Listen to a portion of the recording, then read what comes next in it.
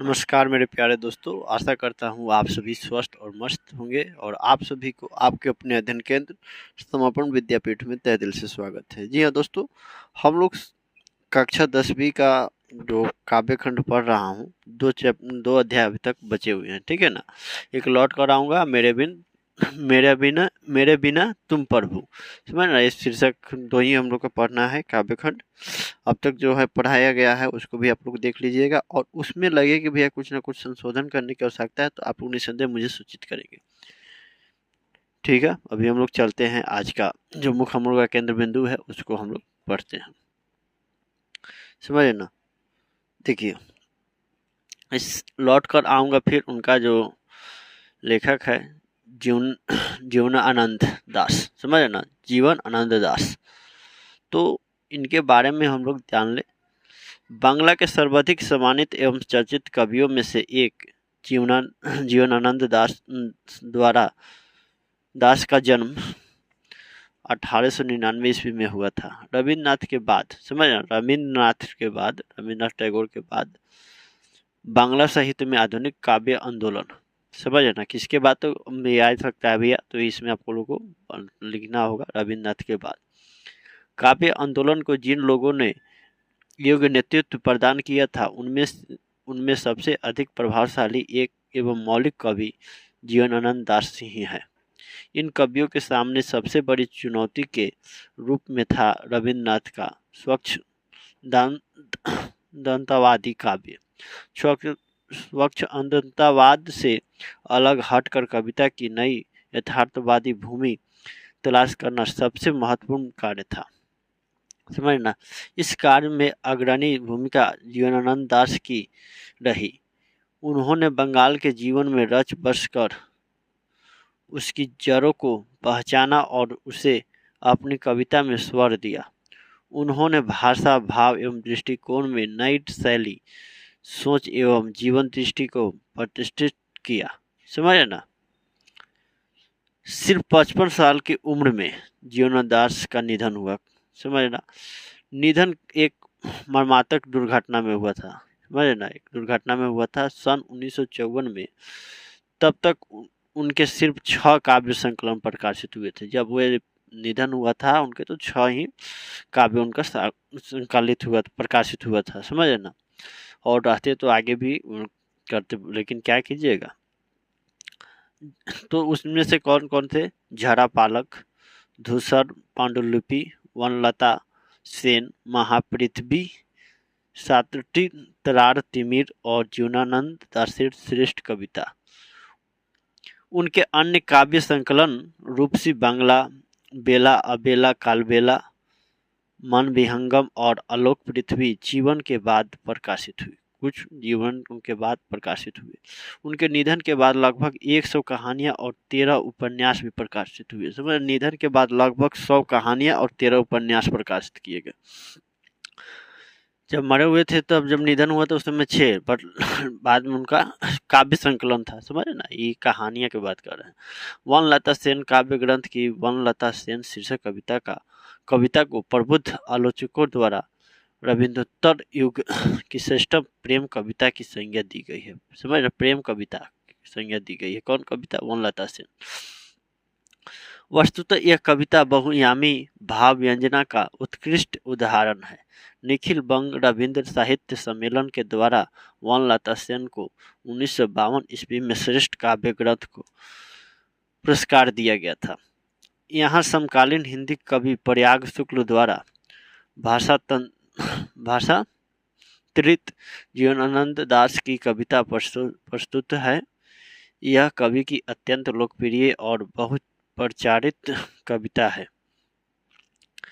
कविता में कवि का अपनी मातृभूमि तथा परिवेश से उत्कट प्रेम अभिव्यक्ति होता है। बंगाल अपने नैसर्गिक सम्मोहन के साथ चुनिंदा चित्रों में सांकेतिक रूप से कविता में विन्यस्त है, समझे ना। इस नश्वर जीवन के बाद भी इसी बंगाल में एक बार फिर आने की लालसा मातृभूमि के प्रति कवि के प्रेम की एक मोहक भंगिमा के रूप में सामने आती है, समझे ना। तो वही शीर्षक लिखे हैं कि लौट कर आऊँगा फिर, समझे ना। तो इनका जन्म तो हुआ था भैया 17 फरवरी 1999 ईस्वी में हुआ था, 12 साल, जो कि बांग्लादेश में था, समझे ना। और मृत्यु 22 अक्टूबर 1954 में, समझे ना, हुआ था। और इनका जो ये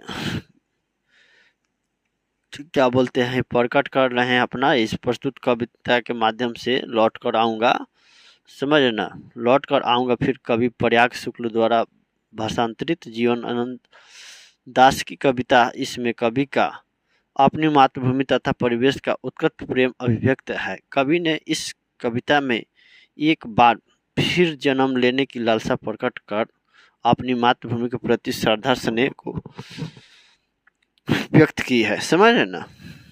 तो आइए हम लोग पढ़ते हैं और समझने का प्रयत्न करते हैं भैया, समझे ना। उससे पूर्व हम लोग शब्द निधि को एक बार देख ले। आबाबिल एक प्रसिद्ध काली छोटी चिड़िया जो उजाड़ मकानों में रहती है, उजड़े हुए मकानों में रहती है। भारत की पेंग झूले का दोलन, रूपसा बंगाल की नदी विशेषता में रसारस पक्षी विशेष क्रांच।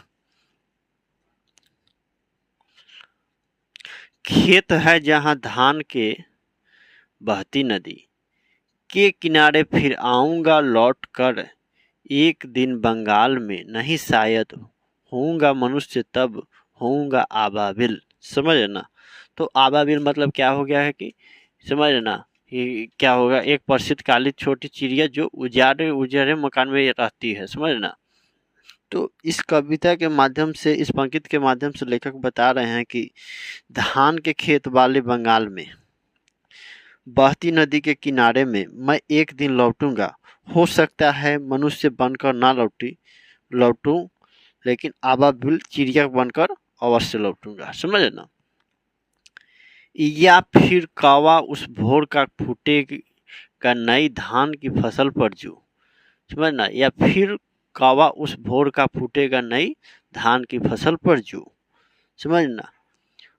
कुहरे के पालने से कटहल की छाया तक, समझ ना, भरता पेंग आऊंगा एक दिन, समझ ना। तो लेखक कह रहे हैं इस पंक्ति के माध्यम से कि हो सकता है कि कौवा होकर भोर की फुटती किरण के साथ धान के खेतों पर, समझ ना, भोर की सूर्य उदय की किरण का जिक्र किया गया है, समझ ना, साथ खेतों पर छाए कुहेसे के में, या कटहल पेड़ की, जो कटहल का पेड़ जो होता है कि छाया में जरूर आऊंगा, लेकिन वे आने की अपनी जिज्ञासा को व्यक्त कर रहे हैं, समझ।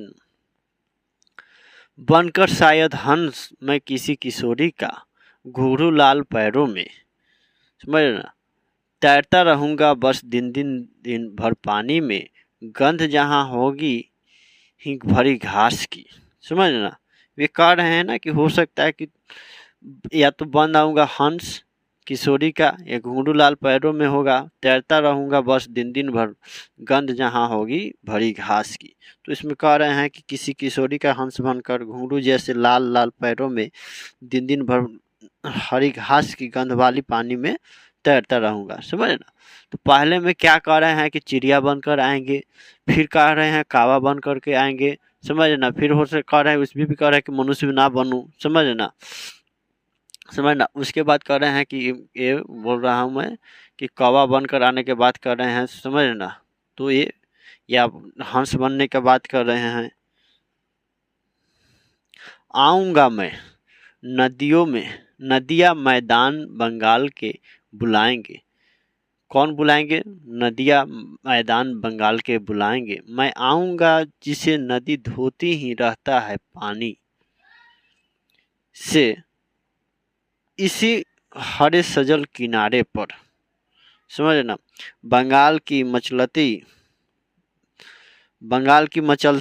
नदियां, बंगाल के हरे भरे मैदान जिसे नदियां धोती है, बुलाएंगे और मैं आऊंगा, मतलब नदियां बुलाएंगे और मैं आऊंगा उन्हीं सजल नदियों के तट पर, यानी किनारे पर। शायद शायद तुम देखोगे शाम की हवा के साथ उड़ते एक उल्लू को, समझ ना।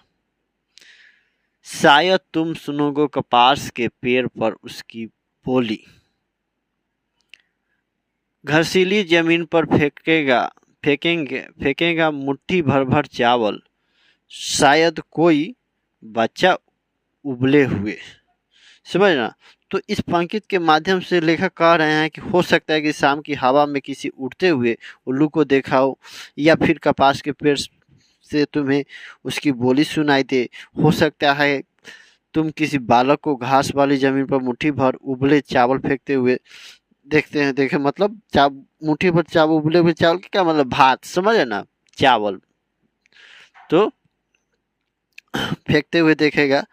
तो ये कह रहे हैं कि देखोगे रूपसा के गंदले से पानी में नाव लिए जाते एक लड़के को, उड़ते फटे पाल की नाव, समझे ना। लौटते होंगे रंगीन बादलों के बीच सारस, अंधेरे में होऊंगा मैं उन्हीं के बीच में देखना। समझ ना। तो इस पंक्ति के माध्यम से लेखक कहना चाह रहे हैं कि या हो सकता है कि फिर रूपसा नदी के मटमैले पानी में किसी लड़के को फटे उड़ते पाल की नाव तेजी से ले जाते देखो, या फिर रंगीन बादलों के मध्य उड़ते सारस को, समझे ना।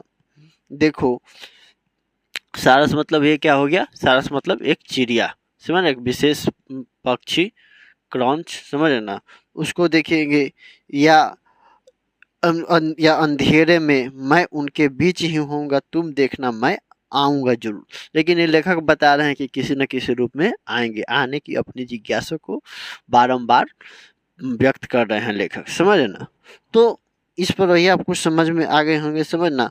अब ये है, अब देखिएगा, ये पूछा जाए कि अगले जन्मों में बंगाल में आने की क्या सिर्फ कवि की इच्छा है, स्पष्ट कीजिए।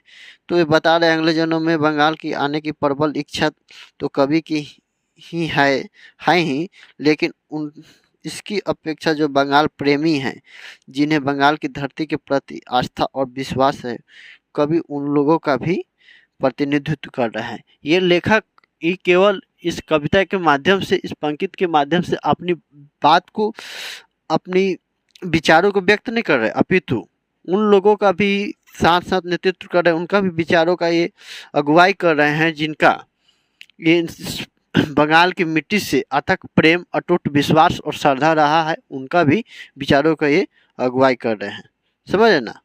तो मैं समझता हूँ भैया कि आपको समझ में आया होगा। फिर भी किसी भी प्रकार का आपको किंतु परंतु लगे कि भैया यहाँ पर ऐसे न ऐसा हो, तो आप लोग निस्संदेह मुझे सूचित करेंगे ताकि यथासंभव सुधार किया जाए। जय हिंद दोस्तों, मिलते हैं अगले क्लास में, तब तक मुझे इजाज़त दीजिए। सत धन्यवाद।